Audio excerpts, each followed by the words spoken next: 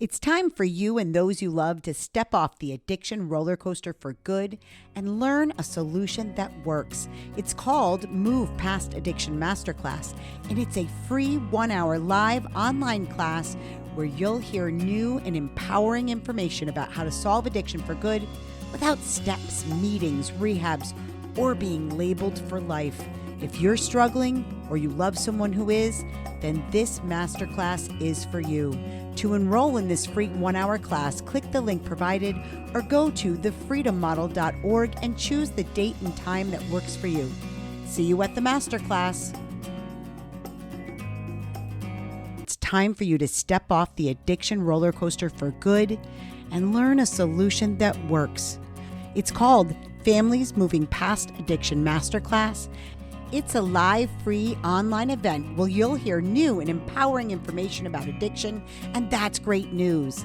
If you love someone who is struggling with an addiction, then this masterclass is for you. To enroll in this free 1-hour class, click the link provided or go to thefreedommodel.org. There are various dates and times for the class, so choose the one that works best for you. See you at the masterclass. Welcome to the Addiction Solution Podcast. I'm Michelle Dunbar. Enjoy listening and watching as addiction experts Mark Sheeran and I cover controversial as well as helpful topics on addiction, how to move past it, and other related subjects. As two of the co-founders of the Freedom Model, Mark and I will give you a completely new perspective on the topics that matter to you. We will take to task the Recovery Society's lies and misinformation and replace them with facts, research, and the methods to move on from addiction struggles without 12-step meetings, rehabs, and the shackles of endless recovery. Let's escape the treatment and recovery trap together and learn to be free. Welcome to the truth. Hi, everyone. Welcome to the Addiction Solution. I'm Michelle Dunbar. And I'm Mark Sheeran. And we, along with our colleague Stephen Slate, wrote the Freedom Model for Addictions, this book right here. And I don't want to knock over my coffee. And the Freedom Model for the Family. You can get digital copies of each of these books for free for your mobile device if you go to thefreedommodel.org and you go to our books tab and then enter Freedom 100 at checkout in the coupon code place there. And you can get the Freedom, both books, full digital copies on your mobile device for free. I freaking love coffee. I do too. Gosh. I just was like, God, man, this is so delicious. So let me just hang on a second. All right. There you go. So if you're not watching, he was sipping his coffee. If you're just I'm just being ridiculous. So well, we've got kind of a fun, it's a serious topic, but kind of a fun topic today. Yeah, we're talking about deprogramming from recovery, from addiction, disease, rhetoric, mythology, dogma, whether it's which mostly emanated out of the 12-step program, but it is morphed now to mean a lot more. Even people that don't do 12-step consider themselves to be in recovery if they've stopped heavy substance use. Even if they're not abstinent, they still consider themselves to be in recovery. And there's a lot to unpack with this one. Yeah, and we obviously have to go over MAT, right? Mm-hmm. Medically assisted therapies, and which are that's sort of a funny idea, but anyway, so recovery. First I want to tackle recovery because people will say, I know it's a choice. I know I don't have a disease. And then they'll say, but what do I need to do for recovery? Right. So that's I want you to think about what I just said. So if somebody came into a hospital and for a cancer screening, they thought they had cancer, maybe they got a diagnosis and a wrong diagnosis by some other doctor, and then they found out they don't have the cancer. That's awesome, right? Wow. Yeah. Yeah. So that would be like them saying, having the doctor come in and say, you don't have cancer. Guess what? It was benign. We thought which it was I've malignant. had happen twice. Yeah, that's awesome. Which is awesome. Yeah. Not awesome at first. No, but, not at first. But okay. So the doctor walks in and says, it's benign. inoperable. We don't have to do a damn thing. You're good to go. That would be like you saying, yeah, but what do I have to do for my recovery? Right. Right. So I didn't actually have cancer. that's right. So here's what happens with people. They say, I know it's not a disease. I know it's a choice, but they don't really believe it. Okay.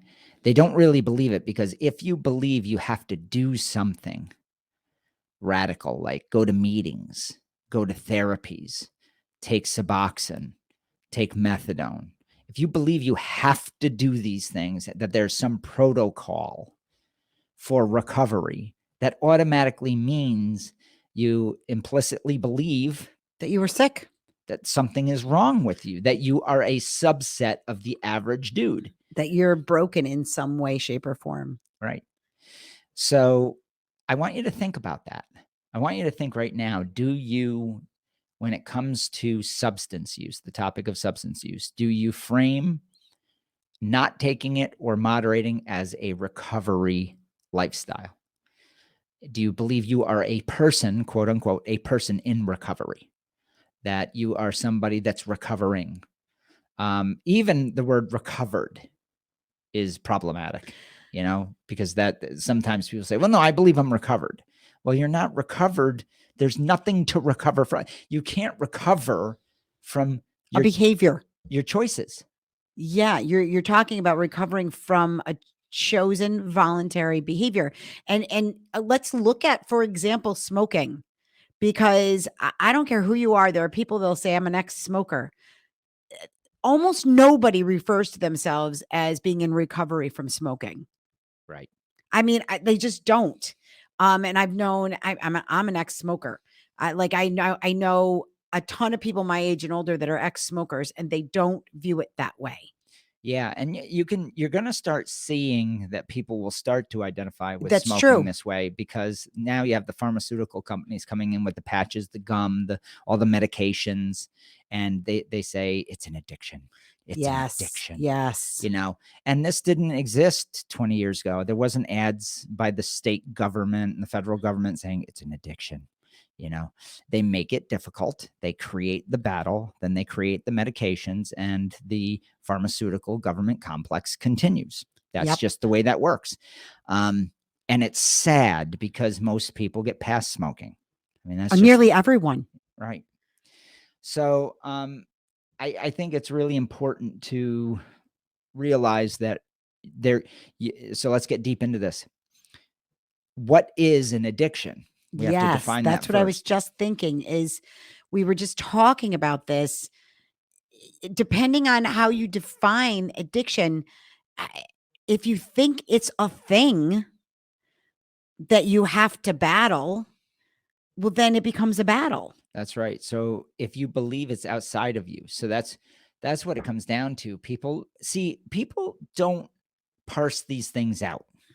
They don't sit around like we do. Yeah. And endlessly look at words and endlessly look at why we say the things we say, and realize, wait a minute, if addiction is a thing, then, and if we talk about it as if it has some sort of motive to hurt me, if I believe it's cunning, baffling, and powerful, that's sort of a strange idea, because where is it like that? Is it a living entity? Does it have motive to hurt you? Does it know when you're stressed, and then sometimes it's going to relieve your stress and be your friend, and other times it's going to destroy your life and addict you? And so we have all these really strange ideas about it and the way we talk about it in Western culture. And then we have to recover from it, as if it is a thing external to you. It's not. It's not any of that. It's not external to you. It's decision making. It's a preference that you build for heavy intoxication. That's what it is. Yeah. Well, I was just, as he's talking, I was, the person that requested, this is a request from a listener, this topic. We've gotten a few requests now that are kind of, which is great. And the other side of this. Okay. So if you come to the conclusion all right, it's not a disease. I'm not broken per se or powerless, but there's another part of this that you learn in treatment and you learn in 12-step programs, and that is that you're morally depraved, that you're evil, Self-centered. that you're self-centered, that it's your character defects that are the problem, that it's your ego that's the problem. And even after you solve a substance use problem, like for me, I did a video yesterday. Well, I recorded it the other day, but I put it up yesterday, that talked about undoing those beliefs, internal beliefs about myself, was part of that process of deprogramming, because I had to understand not only is addiction not a disease, okay, but this whole recovery idea that I was somehow a bad person or an immoral person or a self-absorbed person was entirely problematic too for my happiness in my life and improving my self-image. None of those things are true. It just be please understand, an addiction to a substance is simply a preference for intoxication. Period. You have a strong preference for intoxication. It could be you could be the happiest person in the world and still love it. That's on right. Some level. Yeah. So let's say that you are somebody that is difficult. Yeah. Right? I could be a difficult person. Let's say that you are a person that is mean. Let's go to the far extreme. There are people that are bad people, that are mean, that are nasty, that are nasty people. There are also people that are amazing, wonderful, kind, empathic people, right? And there's every shade in between. I'm somewhere in the middle of that. Yep, me too. I am a true Gemini in the fact that I can be mean as hell and I can also be really loving. So I'm not proud of the fact that I can be mean as hell, but it's the reality of how I grew up, and I've worked on that. Now, none of that has to do with my drinking and drugging unless I make it so. Exactly. Now, treatment loves to marry these things. You're drinking and drugging to all these causes, and they complicate the shit out of it. And then you will start to believe that it is driven by your character defects, by the mean side of you, the guilt-ridden side, the self-centered side, the guilty side, whatever it is. And as human beings, I've never met a person who's perfect. No. And I've never met a person that doesn't have some sort of personality flaws that are antisocial at some point. And in some way, that I've never met the person in 53 years that's perfect. And we've worked with a lot of people, keep in mind. Yeah. And I'm friends with a lot of people, and I'm in social circles. And I think we're all trying to be decent human beings. And there are a few that aren't, that are just really bad people, not nice. And they don't give a shit, really. They're in the minority, though. But they're a tiny minority. But the point is none of that has to do with substance use unless you make it so. Yep. And our culture does that. It ties these things together like a rope, like it's all intertwined. Michelle uses the analogy of the rubber band ball. It's all wrapped together. And that really makes things complicated. Oh boy, does it make it overcomplicated. Yeah. And so then you spend your time, and this is what a lot of people, even in our group, do. Yeah. Okay. You spend your time looking for all of these causes, all of these underlying causes for why I keep getting drunk and high when I clearly don't want to anymore. Right. And so it's got to be something else. Instead of spending the time, the only way to solve the problem is to figure out if I still like it and if I'm getting the benefits that I'm hoping to get from it. Is it really that good anymore? That's how people solve an addiction, not from solving their emotional problems, and not from, we see in the data that people get over a heavy substance use problem at much higher rates than they get over emotional problems. Right, because emotional problems are inherently human. They are. It's like the universal experience. So we're all a little bit fucked up. Yeah. So what can I say? Are we supposed to become higher spiritual beings, all of us, so that we don't drink and drug? Holy shit, that was Bill Wilson's cult. Oh my God. And I've met some of the most fucked up people that are totally stone cold sober.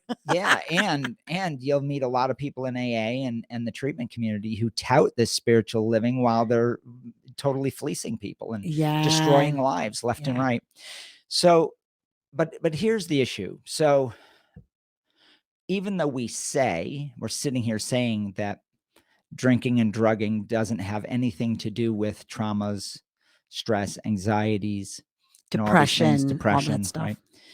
What happens is in our culture, we tie it to that. That's it. And that is super dangerous. It's incredibly unfortunate that we do that to ourselves. Then we have designed over 80 years treatments for this manner in which we tie our emotional lives to the physical buzz, and it becomes a very complex problem. So that's why this book is 470 pages, folks. Yeah. That's exactly why, to undo that entangled bullshit that you're learning every single day of your life, being bombarded with it, it takes a little unraveling. And so I'm telling you, one of the things that we're doing in our masterclass and in the complete addiction solution that we have now, the program that we're running for people, we go through this and we detach, we untangle that marriage that you've made between your emotional life and substance use. Yes. And we call it, we deconstruct your binge construct. Your construct is where it's married.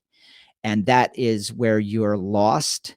You've tied drinking and drugging to all kinds of things, both the bad sides of your life and the good sides of your life and everything in between. And it's all wrapped up in one neat, nasty little package. And you're totally screwed because of it.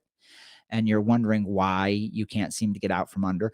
Well, that's what we work on in the complete addiction solution.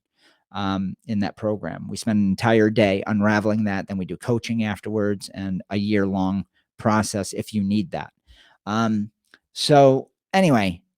Well, look at I think probably for many people, the hardest part, the hardest thing about really deprogramming is that you're bombarded with the wrong information pretty much continuously in our culture from, social media and television and radio and internet and your family and your friends and whoever you talk to on a daily, your people at work. Everybody is misinformed. Like, it seems like everybody is misinformed, and it's not really everybody. It is, but there are a whole lot of people in the world that don't give a shit about any of it and don't talk about it. But if you impromptu ask them, what should I do if I feel like I have an addiction? They'll tell you to go to AA, not with any real conviction, but just because they don't know any different, right? So you feel like when you're trying to deprogram a lone port in a storm. Yeah. And so that's why these podcasts are so important. And it's also important to read as much as you can, like look through our book and look at the bibliography, all of the things that we've read. And once you start looking for people that believe differently, all of a sudden they show up, right? All of this new information shows up that oh, people are incredibly actually really resilient. And there is, that you can choose even your emotions. You can choose your thoughts. I mean, thoughts may come into your mind, but you can choose whether or not you invest in them. You can choose to consciously change them. I mean, start looking for books on mindfulness training and things like that. And you will see that there's this whole world out there that is all about improving your life in ways that are, now some of the people go into that rabbit hole, don't they? Oh, they do. So here's something that I'm doing with my son and what Michelle's talking about. My youngest son, Joe, he's in the process of reading the Freedom Model for the first time, and he's really enjoying it. And he's reading other stuff, and his life is just taking off. He's amazing. Yeah, he's 20 years old, and he's just a really, really cool cat. So he said to me, he goes, how do you differentiate between well, he didn't know what a truism was, but he said there's things I say that I realize end up being really accurate, and I never thought about them. I said, what do you mean? He goes, well, I'm going to change my mind. He goes, I say that all the time. And then I really thought about it, and I said, oh my God, I am literally changing the entire perception of that topic, whatever it is, when I change my mind. True. I change the course of my life. I might change my mind about what car I'm going to get. And this was all in the process of him buying a truck and reading the Freedom Model and reading some other things on the Stoics. And he's just in this self-improvement age of his life. And I said, well, here's what's important. There are truisms, right? Truisms are the things that have been born through time that bear out truth. Like, I'm going to change my mind. We actually do that. We change our mind and we change the trajectory of our experience and our interpretation of a situation, and it's going to have good or bad results, right? So we can change our mind. That's a truism. That's a little statement. That's true. And I said, the key to life, Joey, is to be able to know what is true and what isn't. Right. You may think something's a truism and base your entire existence on it, like I am a person in recovery, when no such thing even fucking exists. Right. You can't because somebody told you it at some point. That's right. But you think it's a truism. You think you're living your life by this great wisdom, when in actuality it's made up. It doesn't even exist. You can't recover. There's no, what are you going to recover from your mind? What are you recovering from? Choice making? You're going to recover from free will. You're going to recover from your drive to be a happy person. You're going to recover from your autonomy. You can't. Those are immutable, inherent qualities of your psyche that you were born with, and you can't get rid of them. It's what makes you you. So are you going to recover from yourself? Now people say, no, I'm recovering from alcoholism. Alcoholism doesn't exist because it's not real. Right. What alcoholism or drug addiction is a preference that you've built inside your own mind. Right. You created it. That's right. You created it. You stop it. So, when I look at things, now I'm 55. So I've been through all these different stages in life already. And there are people, I'm one of those people where I'd read a book and I'd be like, oh, now I got it. Right. Yeah, me too, like, me too. Yeah. Oh, now. But what it really is accumulating knowledge and then trying to figure out through experimentation what is true and what is not. Yeah. Right. And becoming really aware and mindful of my choices and how they affect the people around me and how they affect me, and so it's okay to decide at some point, I used to think that, but that isn't right anymore, and now I think this way. And then as you go through life, if you're open to it, that happens over and over and over again. But I'm not recovering from what I used to believe. Right. You can't recover, because the word recover implies that there's something wrong. Right. And that there's an entity from which you are recovering from. Yes. Or a state of being that you're recovering. The state of being is choice making. Yes. Now, if you are a determinist and you say, I have no stake in my decisions and I am an automaton of situations, okay. You can believe that if you want. You want to believe that, then recovery becomes something that is real. Then you can believe that alcoholism is out there to get you, and that your genes are conspiring against you, and that drugs addict you, and they have motive. Your brain is broken. I mean, you can believe in all of that stuff, but know that you're being a determinist. Know that you're literally taking your ability to think. The fact that you can think this stuff shows that what you're thinking with determinism is bullshit. Right. The fact that you can create new thoughts in your mind, like, to me, it's self-evident. It's so freaking obvious. So look, we're not trying to offend anyone. But I wouldn't think you'd be listening to this podcast if you genuinely believed in determinism and addiction being a disease and the fact that you're broken in some way. So and these things you have to understand are kind of all or nothing. I always use the example, you can't be a little pregnant. You either have control or you don't. And so there's not varying levels of that, of controlling our behavior. That's right. And so so for me, it is self-evident that there is, I don't know, that that you're not recovering from something. And so to get back to deprogramming, it takes a little time because the level of beliefs that you have can be incredibly insidious because you don't have anything to compare it to. Does that make sense? Yeah, absolutely. In the absence of a contrasting view, you're screwed. I mean, you're going to believe it's just the example we give in the book of the Hopi Indians and the rain dance. Yeah. They're in the desert in southwestern United States. And when the military went out in the frontier and the frontiersmen met these people, they saw that they had this week-long dance that they would do every spring, and that they believed that if they didn't do the dance, the rain wouldn't come. Right. So they did the dance religiously every spring, and then the rains came. And so they connected these two completely unrelated things together, but they believed that was their construct. The water dance was their construct. And they believed if they didn't make that dance, they were going to have a drought and die because the water wouldn't come. That just reminded me of a post that I saw in another a Living AA group that I'm in.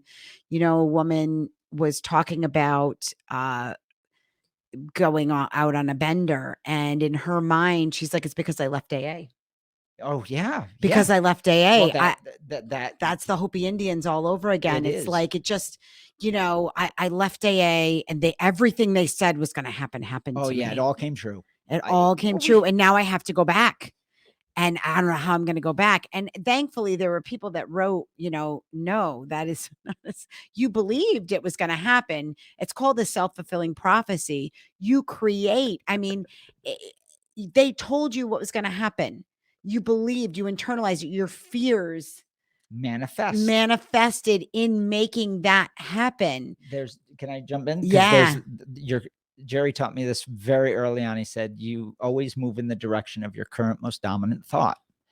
So if you're constantly believing this stuff, then you manifest it. If you believe that addiction is a thing and that it is in the parking lot doing push-ups and they all giggle, ha, ha, ha, but the implication is there that there's a force, dude, and you can't stop it.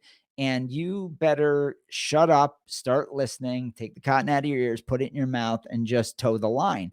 And in your fear, you'll do that. Just like the Hopi Indians got dancing, man, because the water was drying up. Yeah. And so we have this weird fertile ground for cult talk within AA because of the fear-based nonsense. And because you're so fucking vulnerable. Yeah. Yeah, your life, you don't end up there because your life is good, right? Because you're happy with the way things are going. You end up there like we did because the shit's kind of hit the fan and somebody said to you, you need to go there. Yeah. And it's all, or maybe it isn't. Maybe you've dabbled back and forth and you've tried all these different things. Okay. Whether you've gone to AA, you went to SMART, or you tried naltrexone, or you did Suboxone, or whatever it is, you are missing out on how to actually solve the problem. Because the only answer is your mind. Yeah. Is you making decisions. Now, this is a great end piece here. So if you want to deprogram, the question is, first, you have to know that there's nothing to recover from. That's a huge concept that if you don't get that, everything's going to be tough. Yeah. You got to debunk that you're broken. Right. That there's something wrong with you that makes you different than other people. So don't go to AA. If you're in AA and they keep reinforcing that idea and you're struggling because of it, don't go. Yeah. Just stop going. First, just take some moves and stop going. Stop going to rehab. Stop going to clinics that are telling you you're sick. For God's sake, stop. Then read this book. Then you have to decide next, okay, what do I really do feel hopeless. I still feel hopeless. And then what you have to do is say, okay, why? Why do I feel hopeless? What do I believe about this drug? How have I created a fantasy of marrying emotional issues to my alcohol or drug use? There's a whole bunch of information that we have to unglue. Mm-hmm. And that's a systematic thing. That's the freedom model. But it's knowledge that will unglue it. Yeah. Now, it may take you, if you're deep like Michelle and I were, may take you years to do that. It might take you weeks. It might take you a day. If you get that one piece. Yeah. Because wonderful thing about the truth is we're so enormously gifted at problem solving, humans are, that when we see the truth and it matches some piece of experience and it puts a smile on our face, it changes us. Yeah. And you can't unring that bell. I mean, it's marvelous what the truth does. But you have to do the work of understanding the information so that you can gauge, why do I like it so much? Yeah. Why do I like it so much? What the hell is behind my preference? Right? But if you're sitting there saying, I got to go do recovery the whole time, well, then you're so distracted by this diversion that you're not even looking where the answer is, which is right in your mind. Yeah. Yeah. And throw out the idea that somehow, some way you're bad, immoral. When you focus on this idea that you are this terrible person, even after I quit drinking and drugging, right? I still held on to this idea that somehow, some way I was a really shitty person and that that I should be like, I don't know, this superhuman, super selfless, that I needed to be that all the time. And Yeah, I a higher spiritual being. yeah, I pushed myself and I became, I don't know, I just became this doormat, it was just not good. It was not good. It was, my mental health suffered. So part of deprogramming is learning that you're not different. Yeah. You're not different than, you're a normal human being with normal likes and dislikes. There is nothing wrong with you. Yeah, that's huge. That's absolutely huge. Now, let's say that to get the information, you struggle. Let's say that you're not very disciplined. Maybe you need some accountability. That's why we have coaching. Yeah. That's why we have the complete addiction solution, where you come in, you spend a day with Michelle and I, and we go through this whole thing and we rip apart your fantasies. Yeah. We tear those apart and we show you and we expose where you're way off. And we do that together with you. Yeah. You know, we can do that one-on-one. We can do special things for you, you know, where we cater it to just you. We'll do whatever it takes to help you deprogram the fastest way possible so you can get on with your life and just move on. And you know, I can't even, you'll know when it's done. Yeah. You okay. will. Yeah. Because you'll become totally immune to the bullshit. Yeah. And you'll see it everywhere. Everywhere. You'll The be Matrix like, oh my is, God. Yeah. The Matrix, you'll look at it and you'll be like, wow, I can't believe I believe that shit. Yeah. but to get there, it does take some work in some cases. In other cases, look, some people aren't that deeply enmeshed. No, that's true. We've seen people get it. And just by reading the book, there's hundreds of reviews on Amazon by people that read the book. They're like, oh my God, thank God. My life has changed. My life has changed. I changed my life. Right. So, don't hesitate to call us. There's no reason ever for you to suffer. No. You know, or feel alone in doing this. Yeah. Yeah. We are here for you. You know, Daniel Pelorge, incredibly gifted coach. Yes. You know? And he was in deep as well, worked in the industry. Yeah, he gets it. He gets it. He's more well-read than I am. So, yeah, all the tools are here for you. It's all here for you. You don't have to wander the earth anymore being fearful and wondering if you're an addict. You're not an addict. You're not an alcoholic. Get rid of the labels. Change your self-image. You're not broken. That's right. You're not a bad person. That's right. What you are is a person who had a preference and may still have a preference for heavy intoxication, and you're not sure why. And you can change it. Yeah. You can. Right. So look at, if you want to talk to us, you can always call us at 888-424-2626. If you're watching, it's right in the top of your screen. And Mark and I answer that phone. Yeah. So if we don't answer, it's because we're either recording one of these, or we're talking to somebody else, or we're doing one of our free master classes, which we have every single week. And look at, if you want to do the master class, but you're working during the day, enroll in it, and in whatever date you want. And then the recording will be put up before the end of the day. You'll be able to watch it when you get home that evening. Yeah, or anytime thereafter. Yeah. And that's great because it's free. It introduces you to the ideas we're talking about. Yes, we go a little bit more in depth. It's an hour long, and it's live. So you can actually ask us questions after it live. It'll also at the end lay out what all the different methods are that the Freedom Model uses to help people. Yes, absolutely. All right. So thanks, everyone. And remember, if you want one of these paperbacks, you can also get that for free, just for the cost of shipping, at freebook.freedommodel.org. All right, everybody. Take care. Are you struggling with a drug or alcohol problem, but you don't want to go to rehab or group meetings? That's why we created the non-12-step Freedom Model coaching program in 2011. Through video conferencing on Zoom or Skype, you can work privately with a certified Freedom Model coach from your home or office on your schedule. And here's the best part. With the Freedom Model, you'll never be labeled an addict or an alcoholic, and we won't tell you to go to 12-step meetings or hamper your life with endless recovery rituals. Instead, you can learn exactly why addiction isn't a disease and how you can solve the problem for good and move on with your life. Do you want to be completely free from your addiction? Do you want to never have to attend meetings, rehabs, or addiction counseling ever again?